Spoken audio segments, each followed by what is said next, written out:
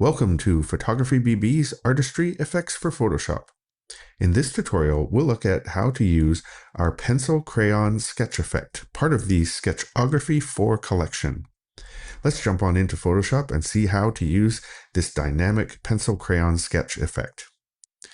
This effect comes in 3 different orientations. We have here on the screen the landscape orientation. We've also included a portrait orientation and a square orientation template as well. To run this effect, it's very easy. All we have to do is double click on the top layer thumbnail right here. So not on the text itself. We want to double click on the thumbnail to open up a smart object. And this is the smart object. You'll see it's open in a new tab here. And all we have to do is place our own image into the template and Photoshop will take care of the rest for us.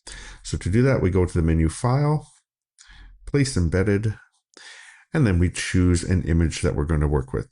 For this pencil crayon sketch, I'm going to choose this image here. So you select your image, click on the Place button, and that brings it into Photoshop. And then you can decide if you want to reposition or stretch your image in any way. See, I don't like this little distracting corner of the image, so I'm actually going to pull on the anchor point here and pull that right out of the frame. There we go. So I think the framing is a little bit better here like that. And actually you might want to bring this back down a little bit. Okay, and then to finally place the image, all we have to do is click on the little check mark here, and that places the image into the smart object. Now to run the effect, we just need to close the smart object and click Save, and Photoshop will take care of the rest. Press on the little X to close the smart object, and let's click Save. Okay, and there we have our pencil sketch effect. I'll zoom in a little bit so you can see here.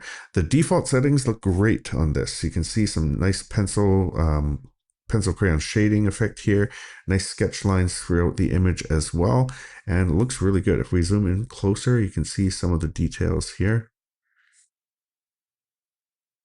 Love how the red came out right there. It looks great. Okay. So let's go through some of the optional customizations that we can do with the templates here.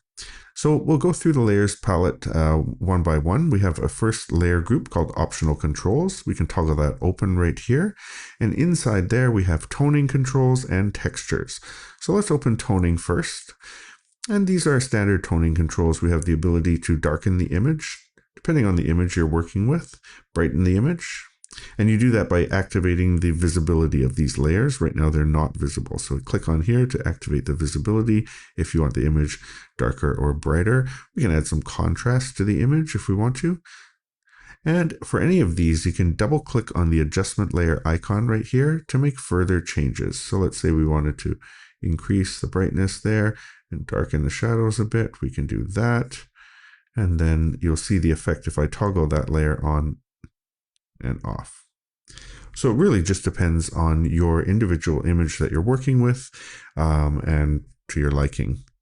Lastly, we have an image tone. This is a default setting that I've just pre-programmed into the template just to give it more of a pencil crayon feel. Feel free to jump in there and play with that again if you would like. We can close up the toning layer group right here. Now we can move on to the textures layer group. This one is a lot of fun to play with. Let's zoom in a little bit here. We'll open up the textures layer group. Now we have a noise layer, and this is just to bring some cohesion to the image and to give that sort of pencil scratchy look to the image itself, so that they're not just solid lines, they have more of a pencil texture. So we can toggle on the noise on and off like that, and you'll see it is affecting the brightness of the image, but we've compensated for that in the toning group right there. Now, these textures 1 through 5 are different paper textures. So we have on here a paper texture. It's a little difficult to see on the recording. If I zoom in and we look at the white area of the image here, you can see some paper texture. And with these, we can also choose other ones. So we have texture number 2, different kind of linen paper, texture number 3. This is a nice one to work with. I'll just crank up the opacity so you can see what the paper texture looks like. You can see some fibers in the paper there. Gives it a really unique look overall when you're in here. Now the opacity is a little high at 81. I would probably bring that down to about 50 if I was going to use that one. And you can see the effect there. We have texture 4 is another linen paper, and texture 5 is more of a sketchbook type of paper. If I zoom in, you'll see that right here, like that.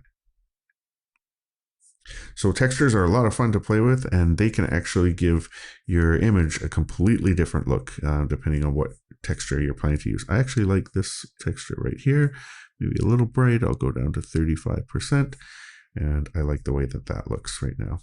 So we can close up the textures layer group here, and we can move on. Oh, we'll close up the optional controls as well. We can move into the pencil crayon layers group right here. It's not a whole lot to change, but we can adjust some of the opacities as well here. So we have the shading texture, which is these sort of pencil scribbles that you're seeing here. If I turn that on and off, you'll see the image sketch without that, and that actually looks really good as an illustration effect right there. We can turn that back on, and you can also adjust the opacity of this. So it's set at opacity 75% and fill at 70. If we increase that, we'll get more of the texture. You can see there. If we decrease the fill, we get less of the texture. Or if we keep that here, we can have more of the texture. Let's say at 70, let's go to 100, and then we can adjust the opacity down. But you'll see how that affects the image. You're still seeing the scribble texture is kind of dark lines, where if we lower the fill, they blend in with the image colors a little bit better. So I like it around 70%, and then you can adjust the strength of that using the opacity of that layer. So feel free to play around with that. You can have a lot of fun, and again, it's going to differ from image to image as well. So we have here the finer details of our image. Not much to play with here. That's just a default setting. That's all the lines. If you want to see what that actually looks like, that's what it looks like there. And then we have the base sketch as well. Now, one of the fun things we can do with the base sketch is, if you would like, you can go in here and we can go to layer and add a new adjustment layer. We'll do hue saturation. We'll say OK. And then we can bring the saturation down completely and just have a black and white sketch, just like that. So a lot of different things you can do with this effect to play with it. We do have a background color right here, and that's only useful if you were going to be masking out your sketch. So for example, let's do that right now. We'll close up the pencil crayon layers here. And the pencil crayon layers, we're going to add a layer mask to it. Let's do that. And then we're going to activate the brush tool by clicking on the letter B.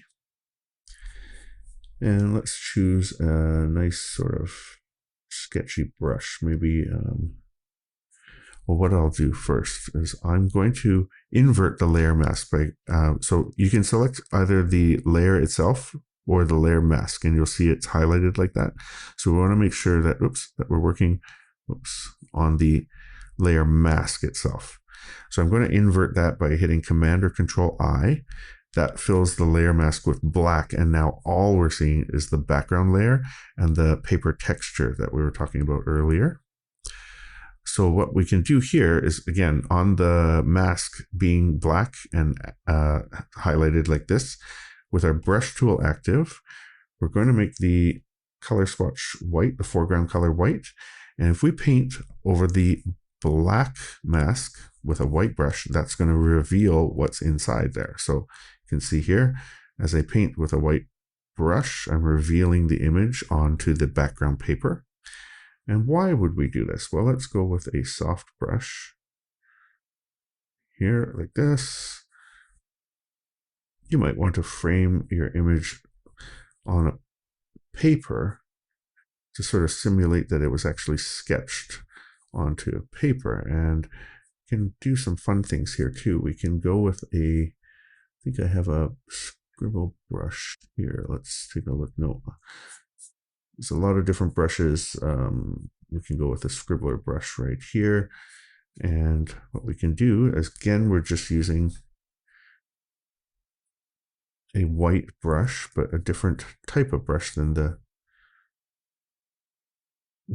soft round brush. And we can go around the edges like this and give it a sort of a sketched look all the way around. And we might want to vary the size of the brush and do that a few times. And that gives it the look that it was just sketched right onto the paper, kind of a rough sketch like that. Let's bring in some more down here. And there we go. So a lot of fun you can have playing with this right here. Again, we can select the whole thing, fill it with white, and we have our full image back. So that is the pencil crayon sketch effect, part of the Sketchography4 collection. You can find it at photographybb.com. Thanks again for choosing Artistry Effects by Photography BB. Hope you have a lot of fun with this one. Happy photoshopping.